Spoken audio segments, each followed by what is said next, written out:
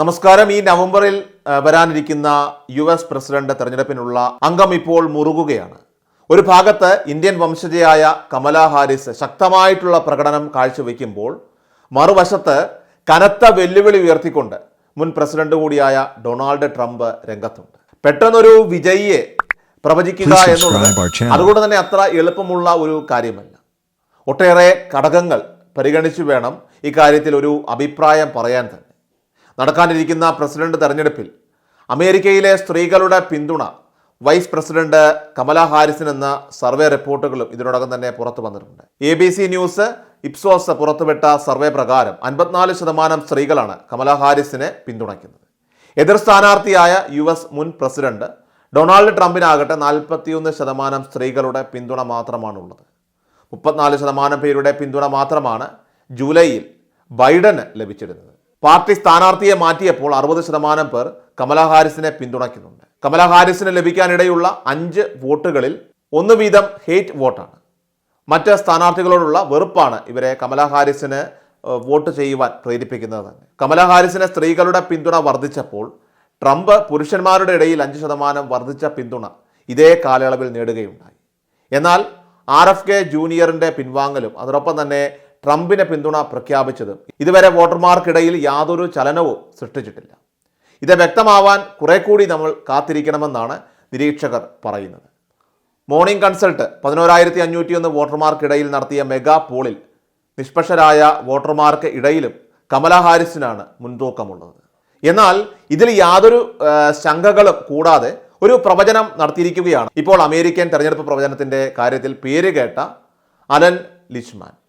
US president തെരഞ്ഞെടുപ്പിലെ Nostradamus ആണ് ശരിക്കും പറഞ്ഞാൽ ഇദ്ദേഹം എന്നാണ് പൊതുവെ വിളിക്കാറുള്ളത്. ഇക്കുറി കമലയും ട്രംപും നേർക്കുനേർ ഏറ്റുമുട്ടുമ്പോൾ ആരാവും വിജയിക്കുക അല്ലെങ്കിൽ ആരാവും വിജയി എന്ന കാര്യത്തിൽ ലിച്ച്മാൻ യാതൊരു സംശയവും കൂടാതെ തന്നെ ഇപ്പോൾ ഉത്തരം നൽകി കഴിഞ്ഞിരിക്കുകയാണ്.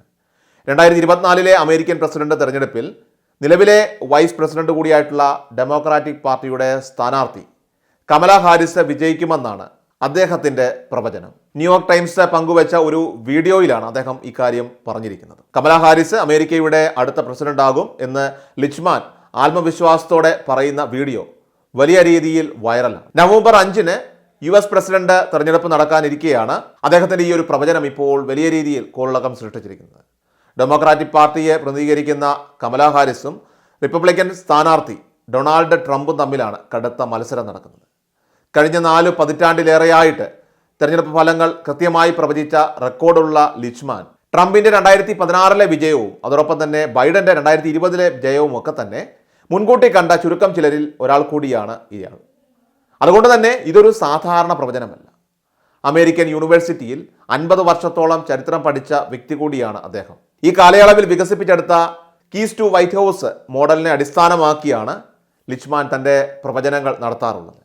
ഈ രീതി വെച്ചാണ് കഴിഞ്ഞ 4 പതിറ്റാണ്ടുകളായിട്ട് ലിച്ച്മാൻ തെറ്റാതെ പ്രവചനങ്ങൾ നടത്തിയിട്ടുള്ളത്. ഈ ശൈലിയിൽ 13 ശരിയോ തെറ്റോ എന്നുള്ള ഉത്തരം പറയാൻ കഴിയുന്ന ചോദ്യങ്ങൾ അടങ്ങിയിരിക്കുന്നു. ഇത് നിലവിലുള്ള പാർട്ടിയുടെ തോൽവിയുടെ സാധ്യത നിർണ്ണയിക്കുന്ന രീതിയാണെന്ന് വേണമെങ്കിൽ പറയാൻ സാധിക്കും. 6 അല്ലെങ്കിൽ അതിലധികമോ കീകൾ നിലവിലെ സ്ഥാനാർത്ഥികൾക്ക് എതിരായാൽ അവർ തോൽക്കുമെന്ന് ഇത് അർത്ഥമാക്കുന്നു. അതേസമയം പ്രസിഡന്റ് തെരഞ്ഞെടുപ്പിൽ ആര് വിജയിച്ചാലും ഇന്ത്യ US ബന്ധം അത് മുന്നോട്ട് തന്നെ കൊണ്ടുപോകുമെന്ന് US India strategic partnership forum USISPF പ്രസിഡന്റും CEOയുമായിട്ടുള്ള മുകേഷ് ആഗി വ്യക്തമാക്കി.